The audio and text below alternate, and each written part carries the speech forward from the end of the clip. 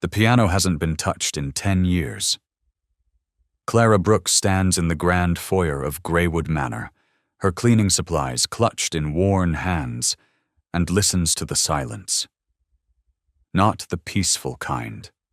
The kind that presses against your chest like held breath. The kind that whispers of rooms that remember laughter but have forgotten how to echo it back. Her daughter Amara, 8 years old, small for her age, with eyes too wise, grips her mother's sleeve. "Mama," she whispers, "why does it feel like the house is sleeping?"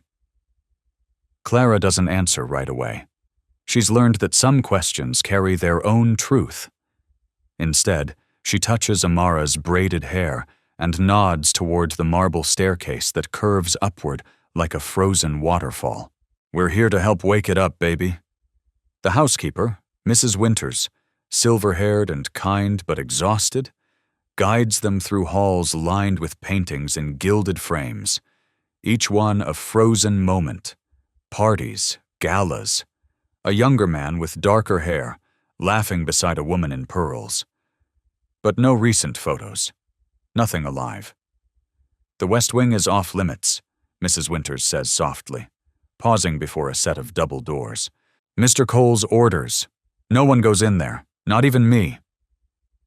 Amara tilts her head, listening to something only she can hear. Her gift, perfect pitch, her music teacher once said, makes her sensitive to rhythms most people miss. The house has a rhythm, slow, mournful, like a heartbeat trying to remember how to beat. "Who lives here?" Clara asks, though she already knows the answer.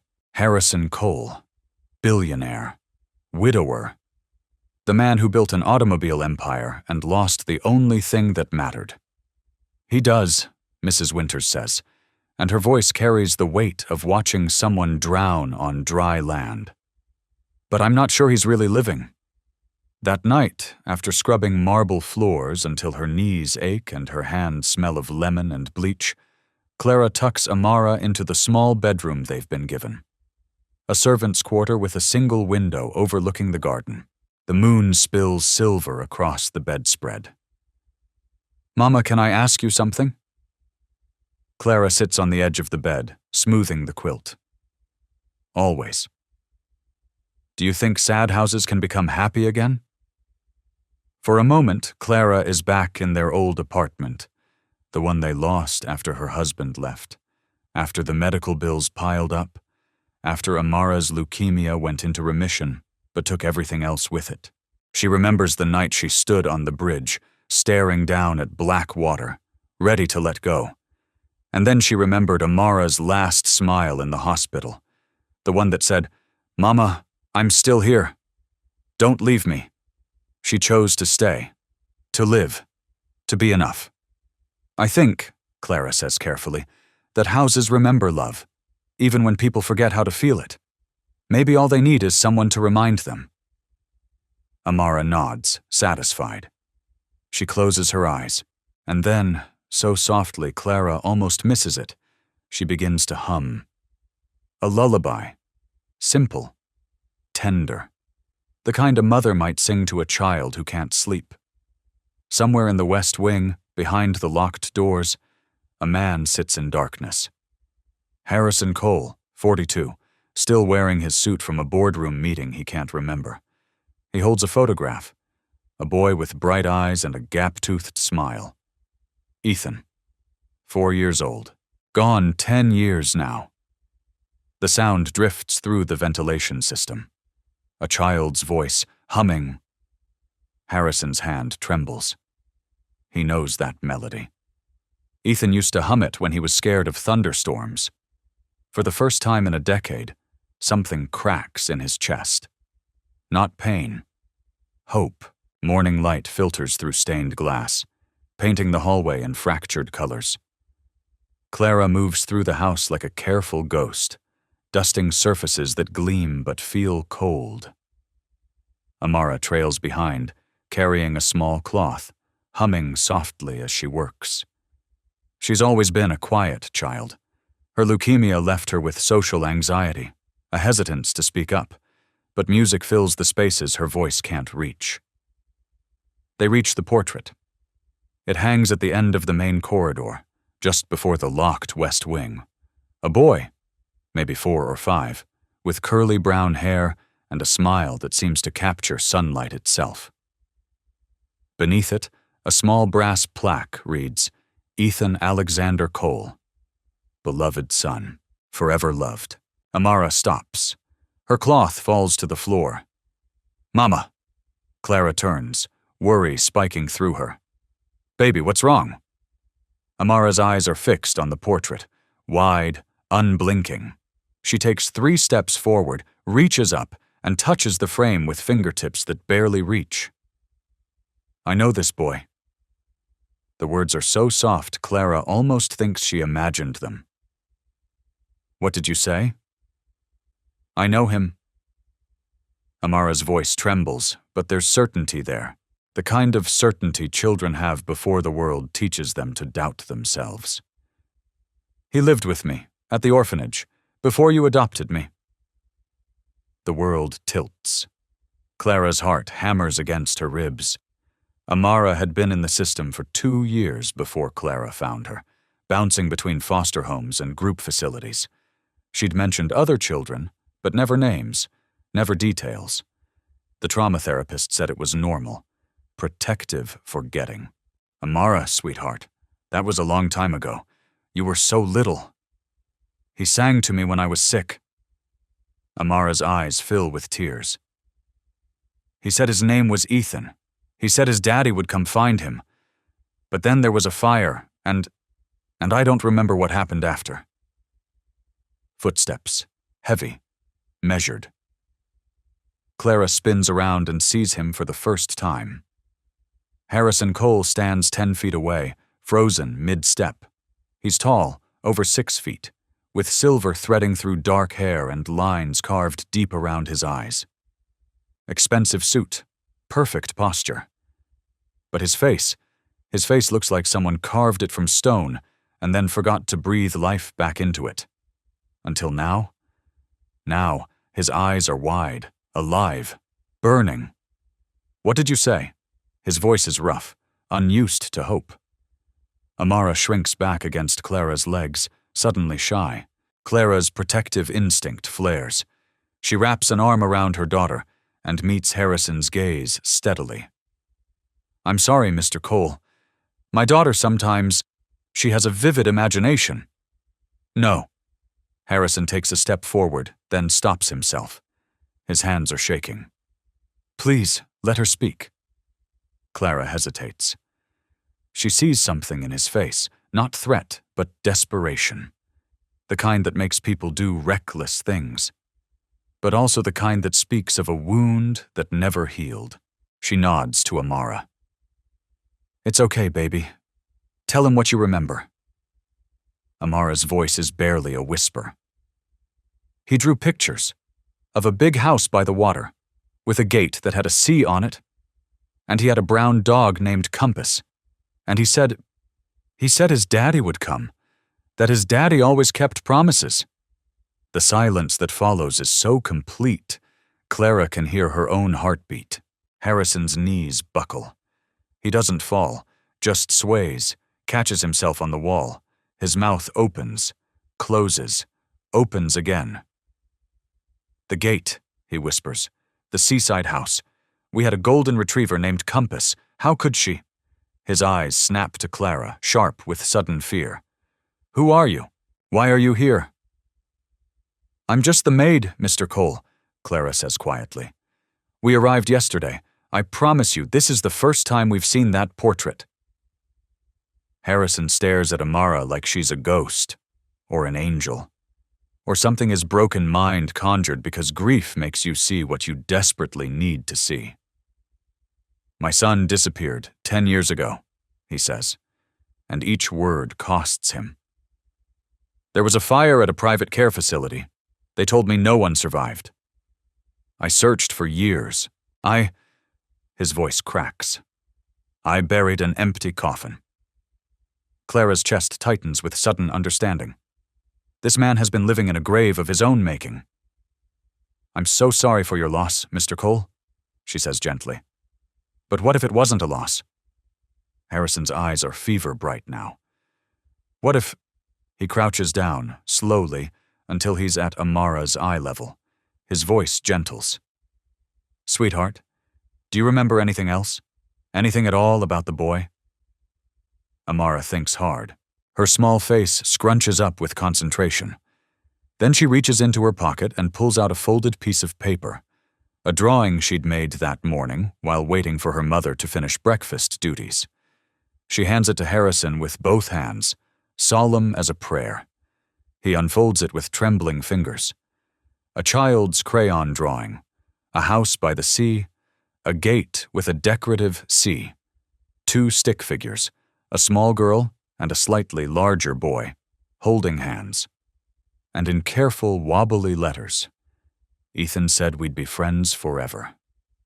Harrison makes a sound Clara has heard only once before, when she held Amara's tiny hand in the ICU, and the doctor said, "She's responding. She's going to make it." The sound of someone remembering how to breathe. Sometimes truth arrives in a child's voice.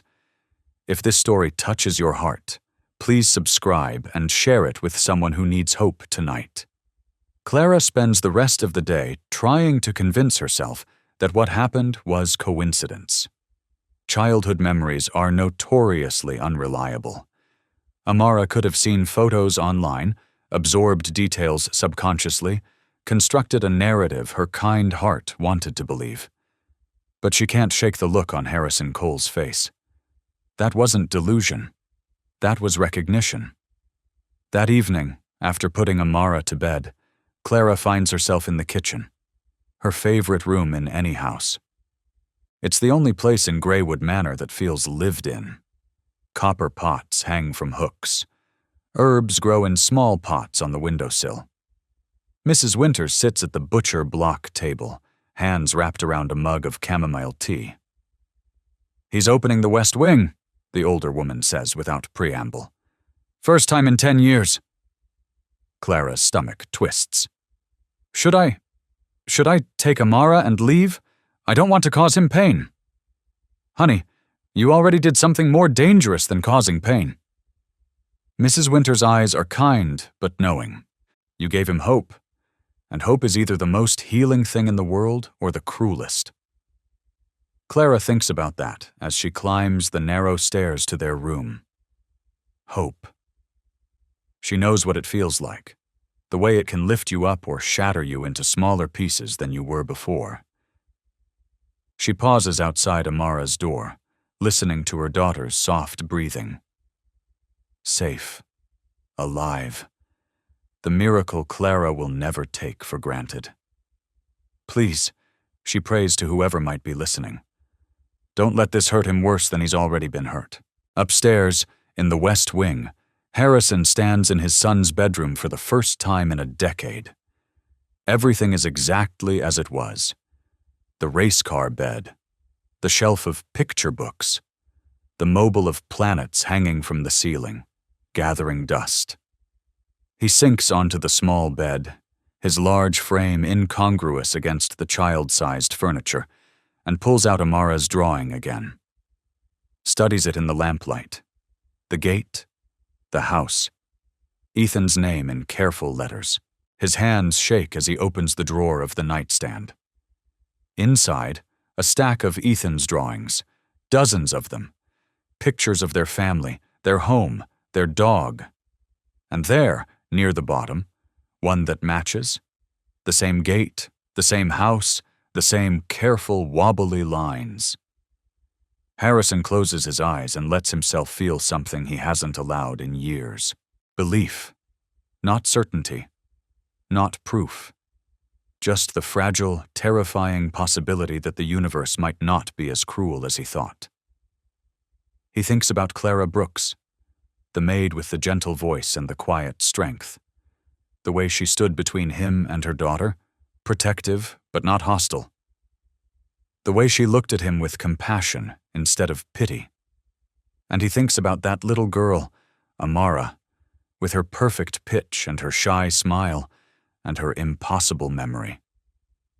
For the first time since the night Ethan disappeared, Harrison allows himself to imagine a future that isn't just survival. He stands, walks to the window, and opens it. Cool night air rushes in. The garden below is dark, but he can see shadows, shapes that might be alive beneath the overgrown hedges. Tomorrow he'll call every private investigator he knows. He'll track down records from the orphanage fire. He'll follow every thread, no matter how thin. But tonight, he just breathes and listens to the house around him. No longer silent, but humming softly with the memory of a lullaby. 3 days later, elegance arrives in a silver Mercedes. Isabel Cole steps out into the afternoon sunlight wearing cream linen and pearls, carrying a bouquet of white roses. She's beautiful in the way porcelain dolls are beautiful. Perfect, polished, and somehow unsettling. Her hair falls in a sleek dark wave. Her smile reveals teeth that have never known coffee stains or imperfection. Clara watches from the upstairs window as Harrison emerges from the house to greet her. She sees him stiffen, just slightly, before accepting Isabel's embrace. "Half-sister?" Mrs. Winters murmurs from behind Clara. "Same father, different mothers. There was talk years ago, before Ethan was born. She went to Europe suddenly. Harrison never speaks of it." Clara catches something in the older woman's tone. "What kind of talk?" Mrs. Winters presses her lips together, then sighs. "The kind you don't repeat. But let's just say Isabel didn't take well to Harrison's marriage, or his son." A chill runs down Clara's spine. That evening, Isabel joins them for dinner. A formal affair Clara helps serve. The dining room feels cavernous, the table too large for 3 people. Harrison sits at the head, Isabel to his right, and across from her sits an empty chair that everyone pretends not to see. Clara moves through the room like water, pouring wine, clearing plates. Invisible. It's a skill she learned early, how to be present without being noticed, how to listen without seeming to hear. "The house looks different," Isabel says, swirling her wine. Her eyes track to the vase of daisies on the sideboard. Flowers Clara and Amara planted 2 days ago. "Someone's been making changes." "The new maid," Harrison says. There's something careful in his voice. "She and her daughter. They're helpful." "A daughter?" Isabel's smile doesn't reach her eyes. "How old?" 8. Her hand tightens on her glass. "How lovely. Children do bring life to a house." She pauses. "Though sometimes they also bring complications." Harrison's jaw tightens. "What's that supposed to mean?" "Nothing, darling. Just that you've been alone so long. I worry about people who might take advantage of your generous nature." "Isabel, I'm only thinking of you." She reaches across the table, covers his hand. Holds it too long. "You've been through so much. The last thing you need is someone giving you false hope about Ethan." The room goes still. "How did you know about that?" Isabel's smile is sympathetic. "Mrs. Winters mentioned something. About the child claiming to remember Ethan?" "Harrison, please. You've been searching for 10 years. Don't let a child's imagination reopen old wounds." Harrison stands abruptly. "Excuse me." He leaves without another word. Isabel sits alone at the massive table. She looks up and meets Clara's eyes across the room. For a moment, Clara sees something raw there. Not evil. Fear. Later, Clara finds Amara in the music room picking out melody with one finger. "Baby, who's the pretty lady?"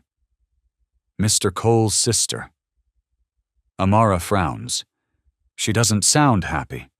Her voice has sad notes underneath. "What do you mean?"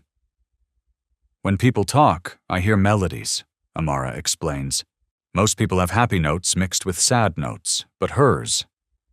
She plays 2 discordant keys. "She's all confused notes, like she forgot which song she's supposed to sing.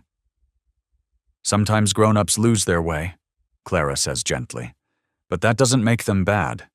Just lost. Amara plays another note, clear, pure, hopeful. I think this house is learning a new song. Clara prays she's right. Over the next 2 weeks, something shifts in Greywood Manor. Clara bakes bread that fills the halls with rosemary and honey. Amara tends window boxes, coaxing life from neglected soil. They laugh softly in the kitchen, making Sunday soup, a recipe Clara's grandmother taught her, the kind that tastes like home. Harrison emerges from his study more often. First for meals, then for afternoon tea, then to sit in the music room while Amara practices piano. You have perfect pitch, he tells her. That's rare, special. Amara beams. Mama says music is how hearts talk when words get stuck. Harrison glances at Clara, dusting nearby. Their eyes meet. Something passes between them. Not romance yet, but recognition. Two people who've known loss and decided to keep living. Your mother is wise, he says. The garden transforms next. Clara and Amara pull weeds, trim overgrowth, plant wildflowers. Harrison watches from his office window, mesmerized by life returning to spaces he'd let die. One Saturday, he walks outside. Need help? Clara looks up from where she's kneeling in dirt, soil under her fingernails and sunshine in her hair. She's 43, with silver threads in dark braids, but there's something luminous about her. Beauty that comes from surviving storms and choosing kindness. You want to garden, Mr. Cole? I used to, before. Ethan and I planted tomatoes one summer. He ate them straight off the vine, dirt and all. The memory doesn't hurt as much as he expected. Clara smiles and hands him a trowel. Then let's plant tomatoes. They work in companionable silence, broken only by Amara's soft singing. Harrison hasn't felt this peace in years. Why did you take this job? He asks. Mrs. Winter said you were a teacher. Clara pats soil around a seedling. Amara had leukemia. The medical bills bankrupted us. My husband left before she was even out of the hospital. Harrison's chest tightens. I'm sorry. Don't be. It taught me what matters. Not pride or positions. Just being here, present, alive. She looks at Amara, her whole face softening. She's my miracle. Every day with her is a gift I almost refused. Harrison understands what she's not saying. I'm glad you stayed, he says quietly. So am I, Mr. Cole. Harrison, please. She meets his eyes, steady, kind, without pity, just respect. Harrison, then, and you can call me Clara. That night, Clara finds Harrison in the music room, sitting at the piano. I don't remember how, he admits. May I? He slides over. She sits beside him, close enough that their shoulders almost touch. She plays a simple chord progression. 4 notes, repeating. Music isn't about remembering, she says softly. It's about feeling. Just let your hands follow what your heart knows. Harrison closes his eyes. His fingers find the keys. The melody that emerges is halting, imperfect. But it's there. The same lullaby Amara hums. He doesn't realize he's crying until Clara's hand covers his. It's okay. The heart remembers even when we forget. They sit like that. 2 wounded people finding comfort in the courage it takes to hope again. This is an inspirational moment. Not manufactured, but real. The kind that happens when 2 souls recognize each other's scars and choose gentleness. Harrison turns to look at her. This woman who appeared like an answer to prayers he'd stopped praying. The lamplight catches in her eyes. Clara, he says, and her name feels like a confession. I don't know what I would have done without you. You would have survived, because that's what you do. But maybe we can do more than survive. Together. The word hangs between them. Together.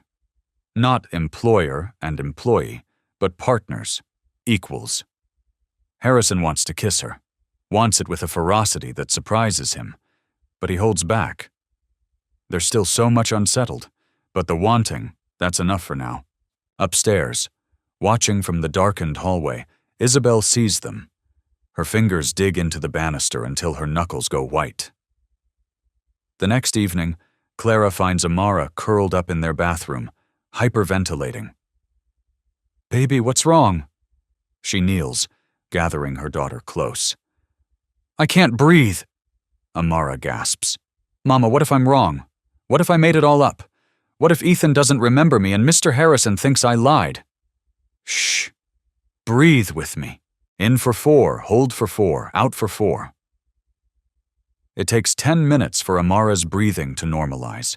10 minutes of patient counting, gentle rocking, soft singing. When Amara finally calms, her voice is small. I'm sorry, Mama. I know I'm too old to be scared. Oh, sweetheart. You're never too old to feel afraid. Brave people feel fear too, they just don't let it stop them. But what if I hurt Mr. Harrison? Then we'll face it together. But baby, I believe you. Your memories are real. And even if things don't work out exactly how we hope, you gave him something precious. You gave him courage to look again. That's everything. Amara nods against her mother's shoulder. Do you ever get scared, Mama? Clara thinks about the bridge, about the hospital room, about every moment that required more courage than she thought she had. All the time. But I'm scared, and I keep going. That's what makes us strong, baby. Not the absence of fear, but the decision to move forward anyway. Later, tucking Amara into bed, Clara sees Harrison in the hallway. He must have heard. Is she okay? She will be. The anxiety comes and goes, legacy of everything she's been through. She's lucky to have you. I'm lucky to have her. She saved my life just by existing, by giving me a reason to stay when I wanted to leave. Harrison understands the weight of those words. Clara, he says, voice carrying an intensity that makes her pulse quicken.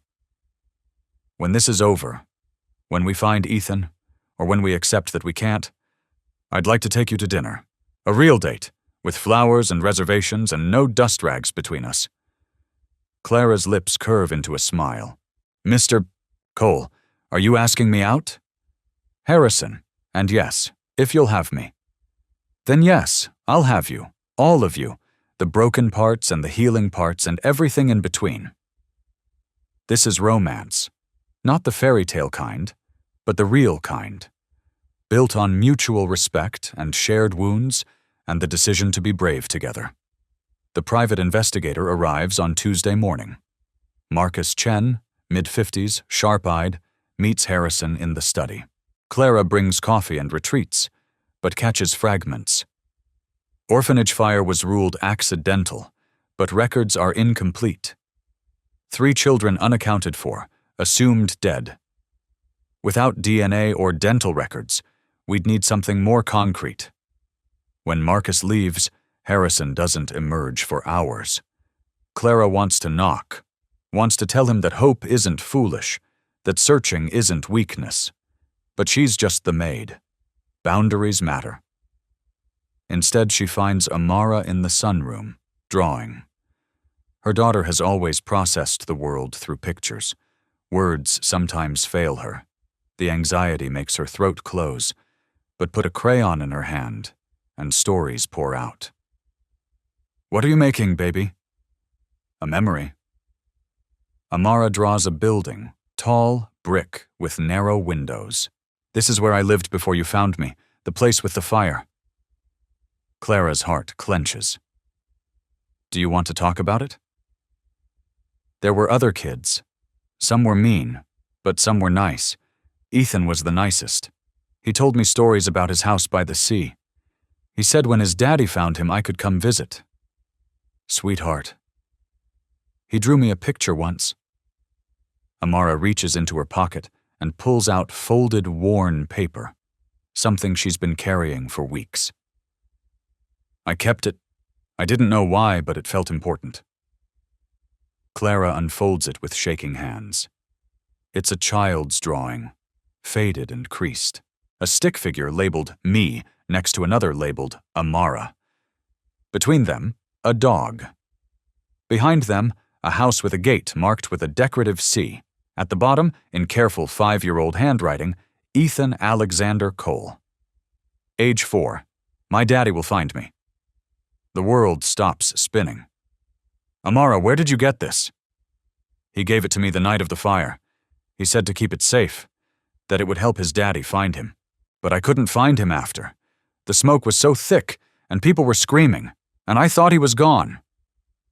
Clara pulls her daughter close. This isn't coincidence. This isn't imagination. This is evidence. I need to show this to Mr. Cole. Is that okay? Amara nods, solemn as an oath. Harrison stares at the drawing like it's a resurrection. This is his handwriting, he whispers. His finger traces the letters. I taught him to write his name. He was so proud. He'd sign everything. Amara kept it all these years. She didn't know why it mattered, but she protected it. Harrison looks up, eyes fierce. Where would he be? If he survived? If he's out there, where? Mr. Chen said 3 children were unaccounted for. Maybe they were relocated, adopted under different names. The system was overwhelmed after the fire. I need to find him. Harrison stands, paces.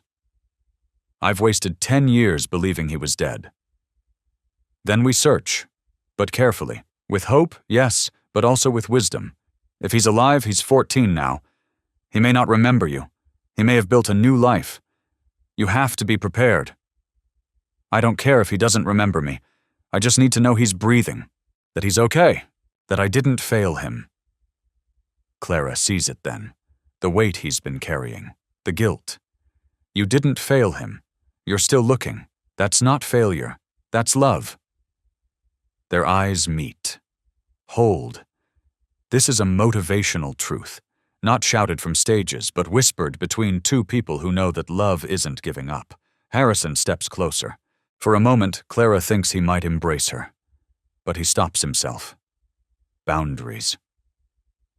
Thank you, he says, pouring everything he can't say into those 2 words. We'll find him. Together.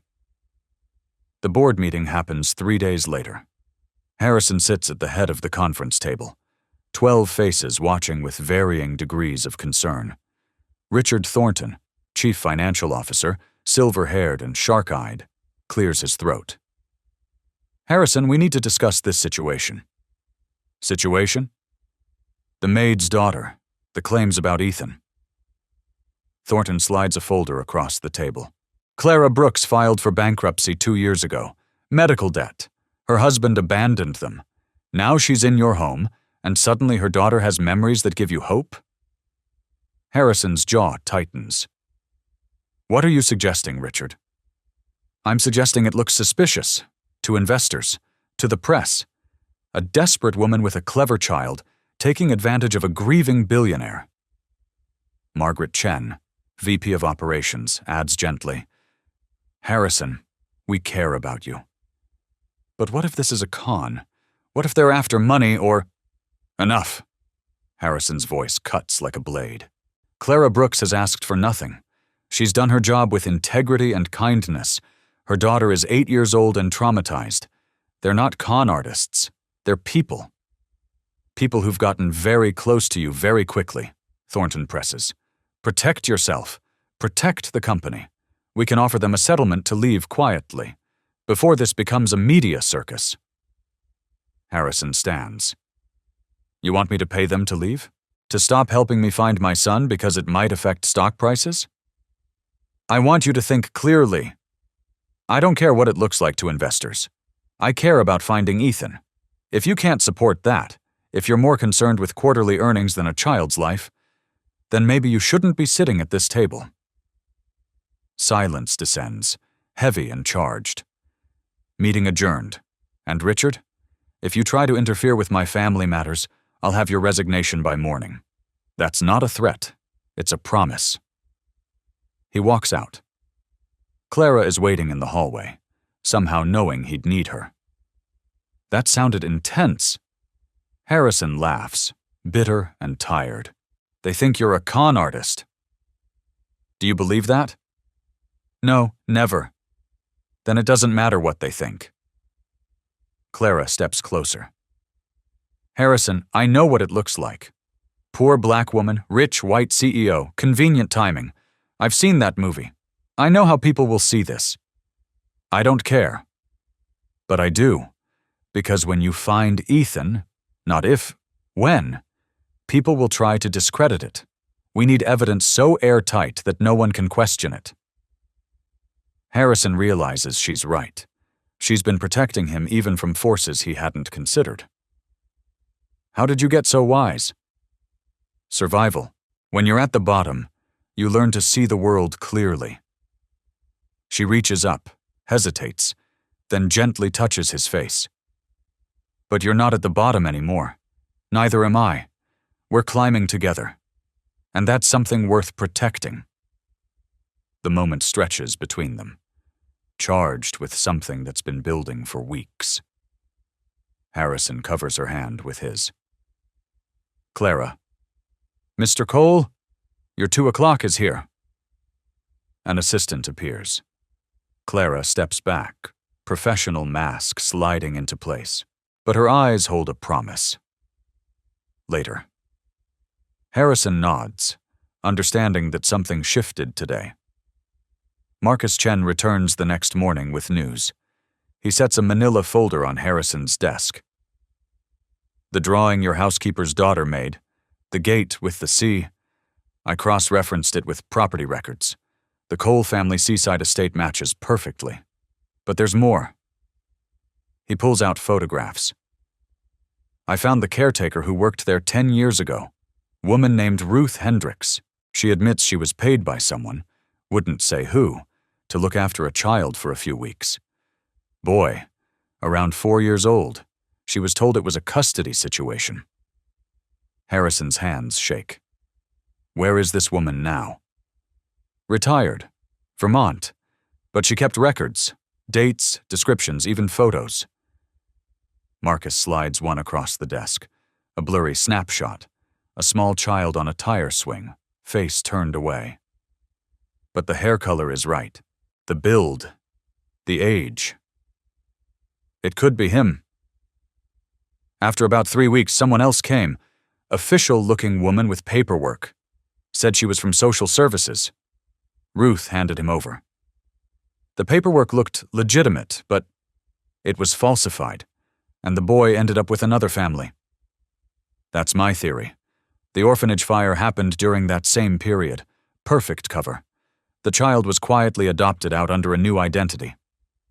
Who orchestrated this? Who paid the caretaker? She described a woman, mid-30s, elegant, spoke with a European accent. Wouldn't give a name, paid cash. Marcus pauses meaningfully. Mr. Cole, is there anyone in your life who matches that description? Harrison's blood runs cold. Isabel. Harrison drives through pre-dawn darkness, Clara beside him in the passenger seat. Amara sleeps in the back, clutching her teddy bear. Harrison studies Amara's drawing again. The gate with the ornate C, the tire swing. And in the corner, barely visible, waves, the ocean. The Cole seaside house, he whispers, our family's summer place. Isabel's confession had been clinical in the end, delivered in his study at 3 a.m. She'd provided names, contacts, the family who'd adopted Ethan, but the most crucial detail came from the caretaker's testimony. I arranged for him to be hidden there first, Isabel had admitted, with Ruth. But then the care facility fire happened weeks later, and I used it as cover. I told myself he was safer with the Carters, that he'd forget, that we'd all move on. She'd provided the address. I'll turn myself in, but let me make sure he's really there first. Let me do this one thing. Harrison had nodded once. You have 48 hours. Then I'm calling the authorities whether you do or not. She'd left in the rain, disappeared like a ghost, finally able to rest. But first, the confrontation. The back door had opened. Isabel stepped inside, soaked, her perfect composure cracked. Hair in wet ropes, mascara running. We need to talk, Isabel had said.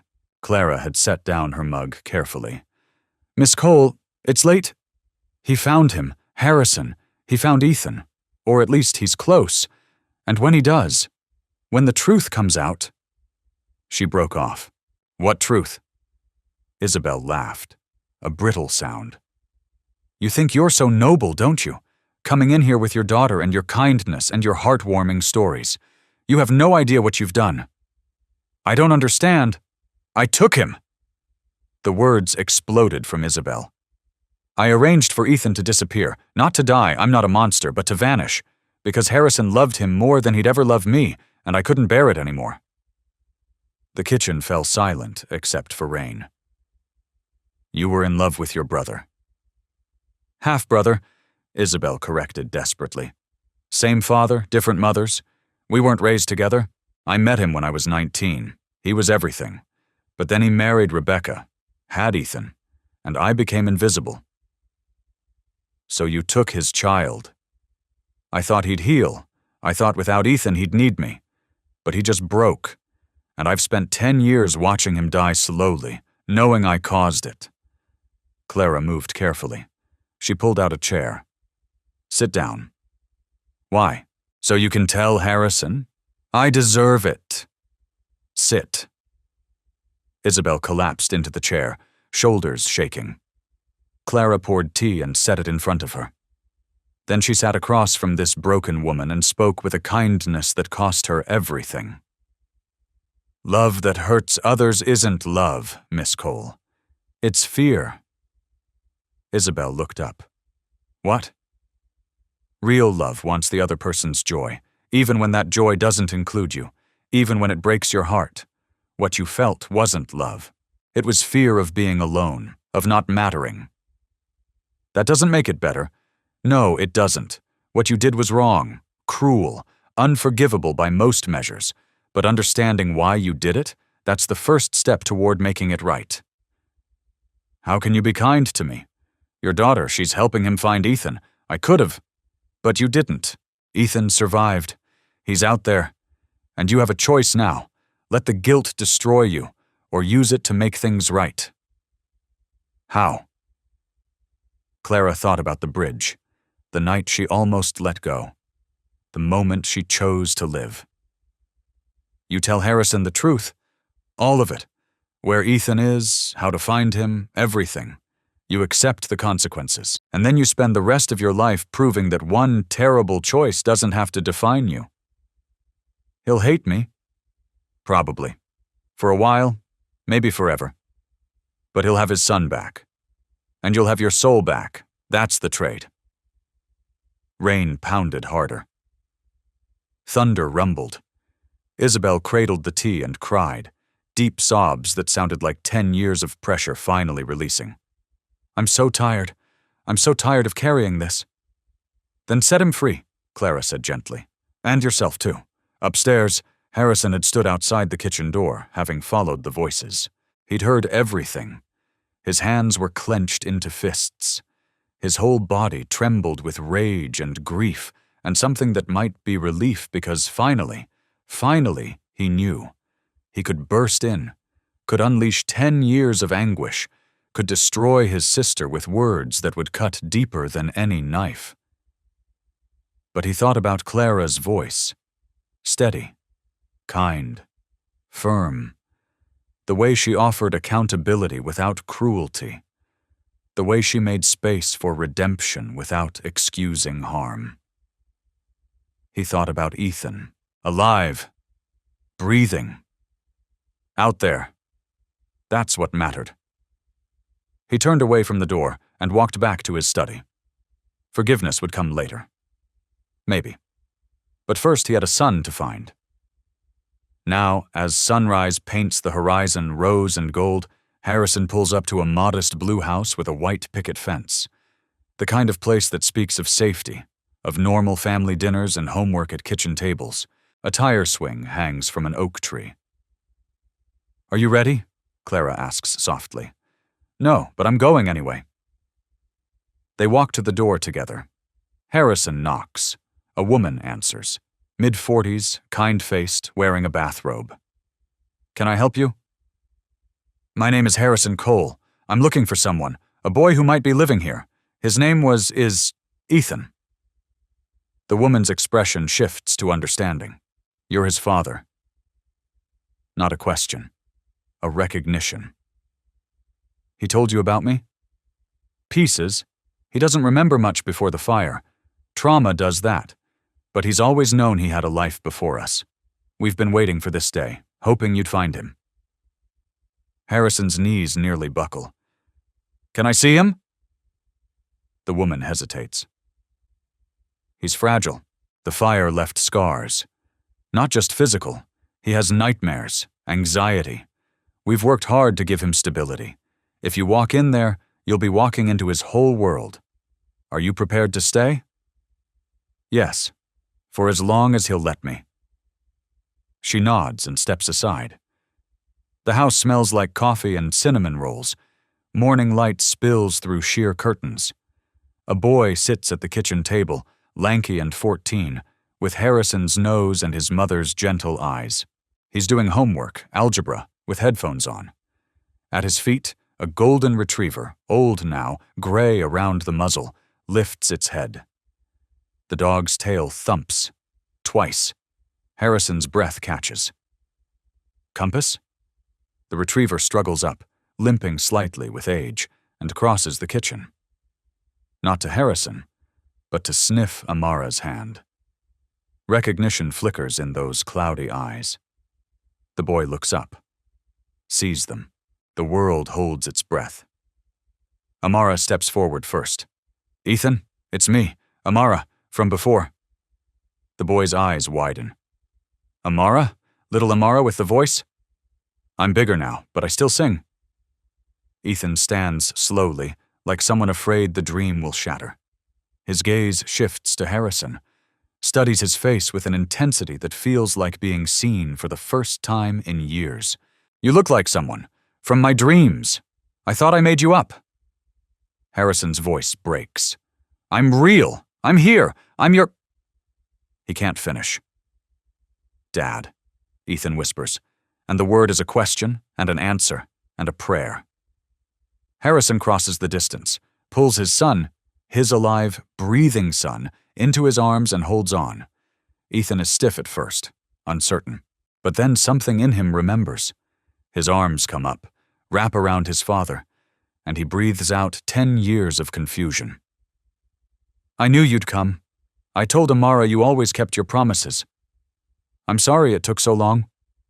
You're here now. That's what matters." They stay for hours.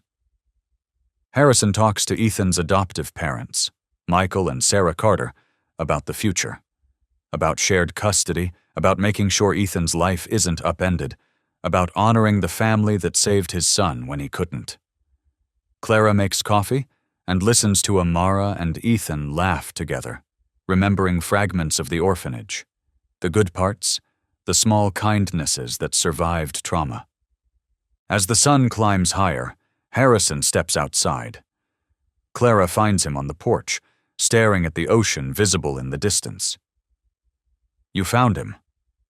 You found him. Amara remembered when I'd given up. You convinced me to hope again. You brought my house back to life, not just the mansion.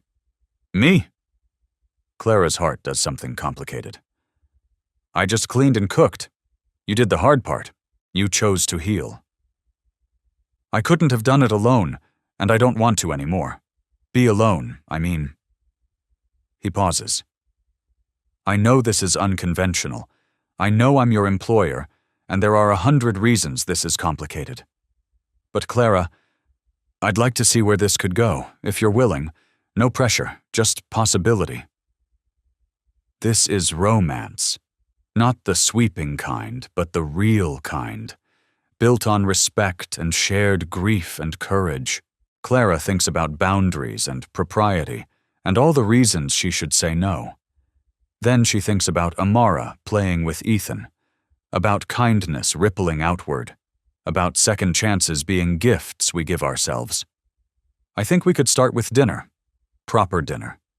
Not as employer and employee, as equals.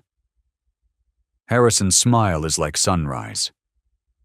I'd like that very much. By the time they drive home, the world feels different. Amara sleeps in the back, exhausted and happy. Harrison drives with one hand on the wheel, the other resting near Clara's, not touching yet, but close. What happens to Isabel? Clara asks quietly. Harrison's jaw tightens. She'll face consequences, legal ones. I won't protect her from that. But I also won't destroy her. She gave me the information I needed. That counts for something. Redemption is possible, even for people who've done terrible things, if they choose it. Do you really believe that? Clara thinks about the bridge, the choice she made to stay. I have to. Otherwise, what hope is there for any of us? Harrison nods, understanding.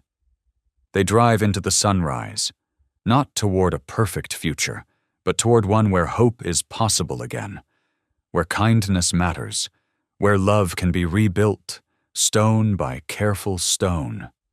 Behind them, the sea keeps its secrets. Ahead, the road opens wide. Graywood Manor has become unrecognizable. The halls ring with music now, not just from the grand piano, but from dozens of children learning instruments through the Foundation's music therapy program.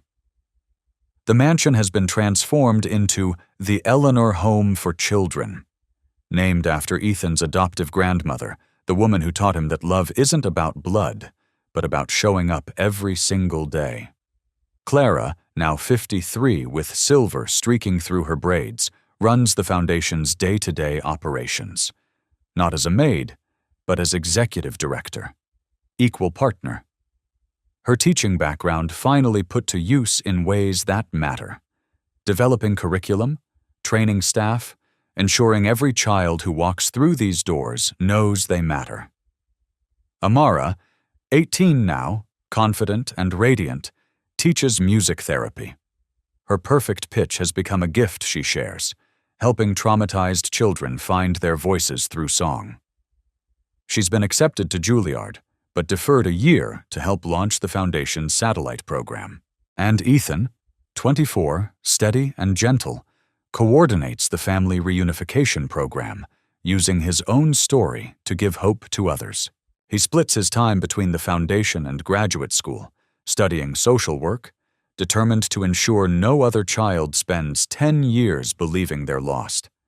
And Harrison, 52 now, with more silver than dark in his hair, is learning what it means to build rather than grieve. He and Clara married quietly 3 years ago in the garden they'd restored together, with both families present and wildflowers in Clara's hair. They're partners in every sense, in the Foundation, in parenting, in the daily work of choosing each other. One evening, as autumn paints the world in amber, an envelope arrives. No return address. Just Harrison's name in familiar handwriting. Inside, a cashier's check for $3 million made out to the Eleanor Foundation. And a note, for the children who deserve better than I gave. May they find the second chances I couldn't. There is no signature. Harrison stands in his study, holding the check, and feels something loosen in his chest. Not forgiveness, not yet, maybe not ever, but acceptance. Isabel made her choice, faced consequences, served time, and now, from wherever she is, she's trying to make amends the only way she knows how. It doesn't erase what she did, but it's a start. He takes the check to Clara, who's in the kitchen making dinner with both kids helping. Flour everywhere, music playing. the kind of beautiful chaos that means home. "Look at this," he says. Back in the present, Harrison takes the check to Clara, who's in the garden teaching a group of children how to plant tomato seedlings. Amara is there too, humming softly while she helps a shy 6-year-old press seeds into soil. "Look at this," he says quietly, drawing Clara aside. She reads it. Her eyes widen, then soften with understanding. Isabel. The trust she mentioned in her letter. It finally matured. Harrison's voice is thick. She planned this. Even at the end, she was thinking about making things right. Clara touches his hand, the easy intimacy of a decade together. "What will you do with it?" Harrison glances at Ethan, who's across the garden helping the Carters, his adoptive parents, now honorary grandparents to every child who passes through the foundation, build raised beds for vegetables. "We'll use it," he says, "for the children, for the expansion wing. We'll honor what she wanted her legacy to be, not what her mistakes were." Clara nods. This is right. This is justice tempered with mercy. That evening, after the children have been picked up by foster families or settled into their rooms at the residential wing, the family gathers in what was once the formal dining room, but is now a cozy communal space. Ethan brings out a bronze plaque he's been working on in his metalworking class, a hobby he'd taken up at Clara's gentle suggestion, finding peace in creating rather than dwelling. "I made this," he says, setting it on the table. "For the expansion wing. I thought, if it's okay, we could dedicate it to her." The plaque reads, "The Isabel Cole Memorial Wing. In memory of an unnamed donor who learned that redemption comes not from perfection, but from the courage to make amends. May her soul find peace in the waves." Harrison's throat tightens. He looks at his son, this remarkable young man who survived abandonment, trauma, and loss, yet chose compassion over bitterness. "You don't have to forgive her," Harrison says carefully. "What she did to you." "I'm not sure I do forgive her," Ethan admits. "But I understand her, and I think understanding is enough. She was broken, and broken people do broken things. But she tried to fix it in the end. That matters." Amara, sitting cross-legged on the floor with her ever-present sketchbook, looks up. "Mom always says the sea keeps our secrets and returns our forgiveness." "She does say that?" Clara confirms with a gentle smile. "Do you think she found peace?" Amara asks, her voice carrying that pure, earnest quality that still hasn't been touched by cynicism. "Miss Isabel, do you think the ocean gave her what she was looking for?" Clara exchanges a look with Harrison, a silent conversation built on years of partnership. Then she answers with the wisdom that made him fall in love with her in the first place. "I think peace isn't something the ocean gives us, baby. It's something we give ourselves when we finally stop running from who we are." She pauses, choosing words carefully. Isabel carried a heavy burden. Maybe too heavy, but in the end she made sure others wouldn't have to carry what she did. That's not nothing. "It's everything," Ethan adds quietly. "It's the difference between a tragedy and a redemption." Harrison reaches for Clara's hand on one side, Ethan's on the other. They form a circle. This found family built on ashes and watered with tears and tended with more patience than he knew he possessed. "To Isabel," he says, and his voice doesn't break. "May she rest in the arms of whatever grace she couldn't find on land." They sit in comfortable silence, each lost in their own thoughts, about loss and healing, about the long road from grief to gratitude, about the mysterious ways people come into and out of our lives. Outside, the garden stretches into twilight. The house breathes. The piano waits to be played. Children's laughter echoes in memory and promise. And somewhere, perhaps, The sea releases a burden it has carried for 7 years. Later that night, after everyone has drifted to their own spaces, Clara and Harrison sit on the back porch, their ritual for 20 years now, this quiet moment of connection before sleep. "Do you think we did right by her?" Harrison asks. "Honoring her this way?" "I think," Clara says carefully, "that we're doing right by the children. That's what matters. Isabel made terrible choices, but her last choice was good. We're amplifying that goodness, letting it ripple forward. Redemption isn't about erasing the past." "No," Clara agrees. "It's about refusing to let the past define the future." Harrison pulls her close, still marveling, after all these years, that she chose him, that she stayed, that she saw through his wealth and grief to the man underneath who just wanted to be worthy of love. "Thank you," he whispers into her hair, "for everything, for staying when I was broken, for believing when I couldn't, for teaching me that houses aren't healed by walls or wealth, but by hearts willing to try." "Thank you for letting me," Clara replies, "for seeing me as more than a maid, for making space for my daughter, for building a family out of fragments." In the distance, fireflies begin to rise from the grass, tiny lights in the darkness, each one a small miracle, each one a reminder that even in the deepest night, illumination is possible.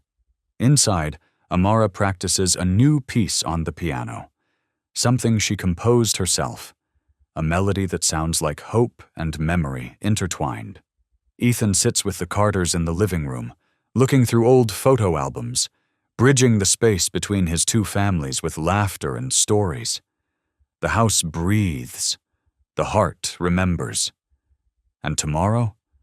Tomorrow they'll welcome new children, plant more seeds, and keep choosing the hard, beautiful work of healing.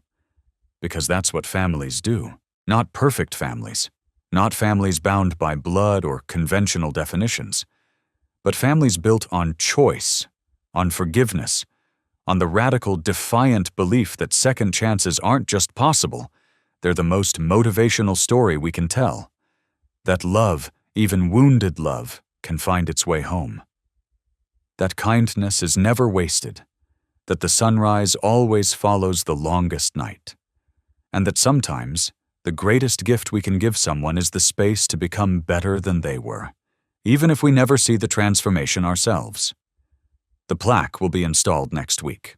Children will run past it daily, most never knowing the full story behind the name. But Harrison and Clara will know. Ethan and Amara will know. And maybe, somewhere beneath the waves or beyond the stars, or in whatever space holds redeemed souls, Isabel will know, too, that her last act of love mattered, that she wasn't defined by her worst moment, that the house she tried to destroy became a sanctuary because of her final sacrifice. The sea keeps its secrets, but love tells its own story, and this one, finally, has a happy ending. If this story touched your heart, please share it with someone who needs to remember that hope is never wasted. And subscribe for more heartwarming stories of redemption and love.